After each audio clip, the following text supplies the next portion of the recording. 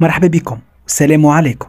تنسيو تجي مع الفيديو وابوني للشان يوتيوب متاعنا باش توصلك الاخبار لحظه بلحظه. كما قلنا الاسباب علاش توقف كمال الطيف في ظل اخبار ملخبطه برشا من هنا وهناك حول ايقاف رجل الاعمال كمال الطيف وعن الجهه اللي يتواجد بها، وفي غياب المعلومه من الجهات الرسميه. اعلم المحامي نزار عياد مساء اليوم السبت ما يلي في تدوينه على حسابه في الفيسبوك امام ثكنه الجرجاني في محاوله للدخول للقاء كمال الطيف. فقط قانون مكافحة الإرهاب يمنع المحامي من لقاء مناوبه في الساعات الأولى لإيقافه.